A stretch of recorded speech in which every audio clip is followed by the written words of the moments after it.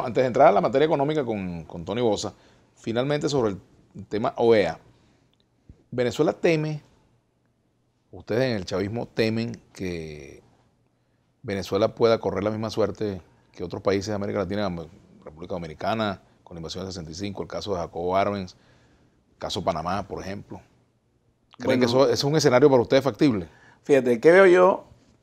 Honestamente, los Estados Unidos van a intentar cualquier cosa. Los Estados Unidos no van a permitir que la mayor reserva de petróleo del planeta esté en un área fuera de su dominio. Eso es claro, eso lo han dicho hasta la saciedad, está en los documentos desclasificados. No es una cosa que se nos ocurrió de la noche a la mañana, como algunos dicen que somos izquierdistas trasnochados y ese tipo de descalificaciones. Un análisis objetivo de la situación dice que Estados Unidos no se va a quedar tranquilo. No creo que esté en las condiciones de los tiempos de Arbenz ni tampoco de Juan Bosch, donde, por cierto, la primera víctima de la invasión, creo que metieron ahí como 30.000, 24.000 marines, fue una niña que se asomó al balcón cuando Juan Bosch, y bueno, le dispararon y eso es lo que pasó cuando hay una invasión. Creo que no tienen en este momento esas posibilidades inmediatas, directas como antes, pero tienen otras opciones. Fíjate, ¿cuál es la denuncia que es más recurrente y es viral en Colombia?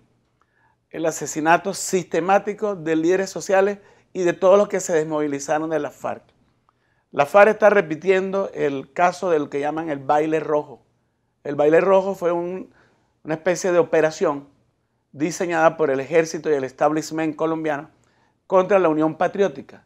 Recuerda que incluso hubo 4 asesinatos de presidenciables y que ya eran candidatos presidenciales. Sí, Jaramillo. Jaramillo, Pizarro, Hurtado, Jaime Pardo León.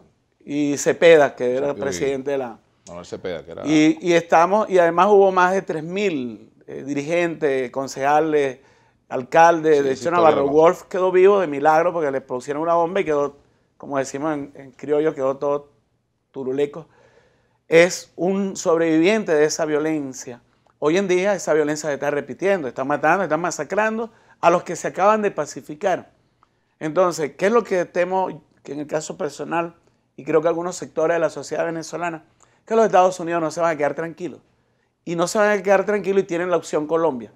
Todas esas partes donde existía la FARC, toda esa parte ha sido posicionada ahora por los paramilitares. Eso es algo que hasta la revista Semana, ahora, que es una revista establishment, lo dice. Estas liberaciones de presos políticos en Venezuela, liberaciones con condiciones de paso, son señales al mundo de que Venezuela está respetando los derechos humanos. La devolución de Joshua Hall, la liberación y devolución sin condiciones de Joshua Hall a los Estados Unidos, cuando se le acusó de espía, es un gesto para que Estados Unidos no agreda a Venezuela, para que Estados Unidos no tome medidas. Fue un gesto en ese sentido. Fíjate, los Estados Unidos... ¿Cómo se explica esa decisión? Si hay esa amenaza, ¿por qué se les devuelve un presunto espía? Yo creo que a los Estados Unidos les resbala un poco lo que hagamos o no hagamos. Ellos tienen una determinación. Sin embargo, a la opinión de las élites mundiales, a la opinión de los pueblos mundiales, es bueno que Venezuela... Hay un filósofo chileno que se llama Rafael Echeverría que dice que todo el mundo vuelve a su coherencia. La coherencia del liderazgo de la revolución bolivariana es el diálogo. Si tú revisas, Vladimir, toda la hemerografía, desde que comenzó el comandante Chávez, desde que dieron el golpe de Estado en el 2002 hasta el presente, y todo lo que ha dicho el presidente Nicolás Maduro, es reiterativamente buscar espacios para el diálogo.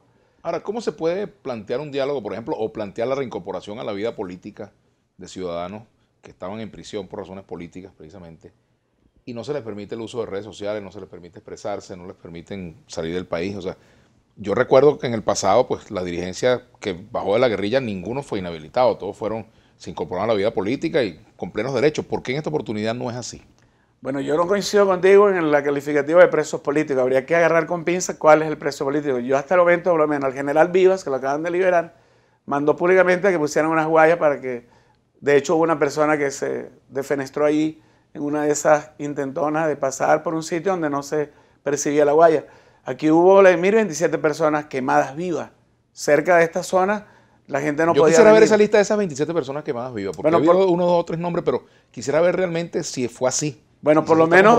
individualizar la responsabilidad si eso fuera así. Mira, por lo menos el caso de este muchacho Figuera, que es demasiado público y notorio. Ok, pero 27 nombres se han dicho. Esos casos se conocen al detalle, porque se habla mucho al respecto, pero detalles de esos casos.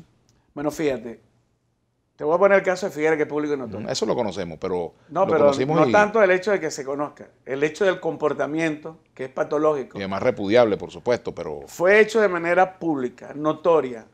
Fue además, después de estar incendiado, lo golpearon y lo vejaron. Pero lo peor, si tú buscas por ahí en internet una fotografía que fue tomada en dron, y para mí eso es lo más preocupante, cómo se naturaliza el crimen y se lo reivindica.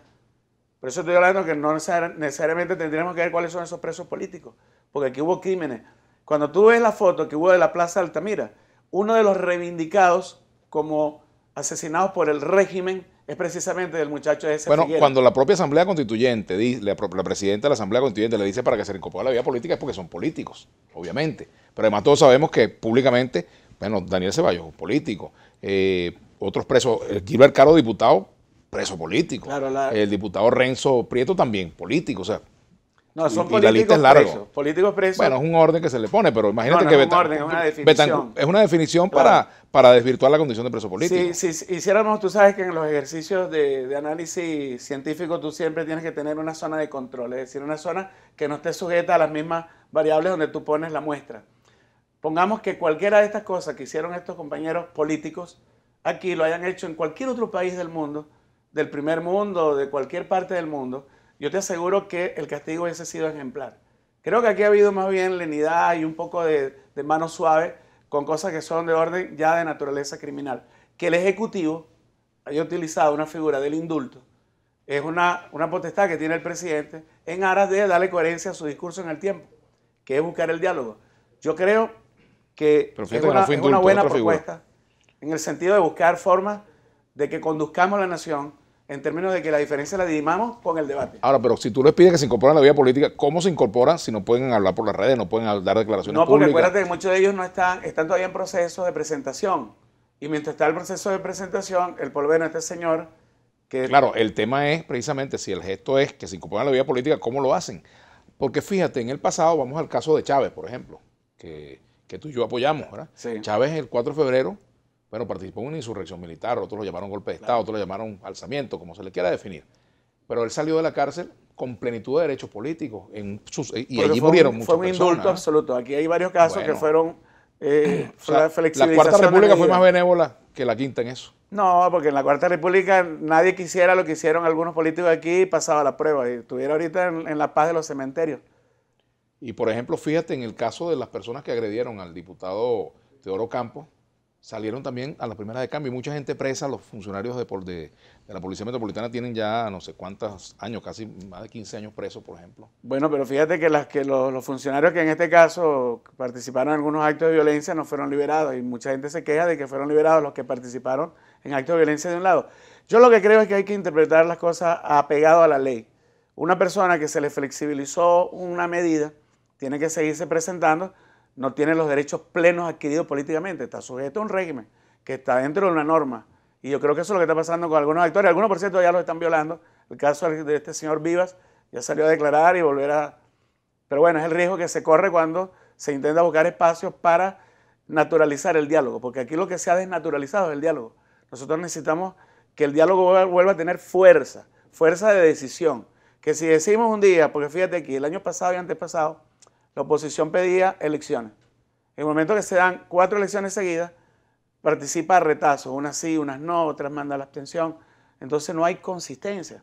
Es más, si tú buscas las declaraciones de los senadores estadounidenses que están apoyando a la oposición venezolana, están decepcionados porque no ven consistencia en lo que ellos mismos están promoviendo. Bueno, tenemos muchos temas, Tony, y yo te traje para hablar de economía. Lo que pasa ¿Cómo es no? que la política siempre está de por medio. Muy apasionante. Y seguramente en los comentarios de la gente volveremos a la política, pero en la próxima pausa me gustaría saber, el presidente Maduro prometió en la campaña, mejor dicho, el candidato Maduro prometió corregir los problemas económicos que el presidente Maduro no pudo corregir. ¿Qué se está haciendo para corregirlos? ¿Cuándo se le empieza a ver el queso a la tostada? ¿Y cuáles son las medidas? ¿Ustedes le han hecho alguna sugerencia? Tú que eres economista y estás ligado de alguna forma al gobierno. Vamos a la pausa y vamos a hablar de eso. Ya venimos con Tony Bossa.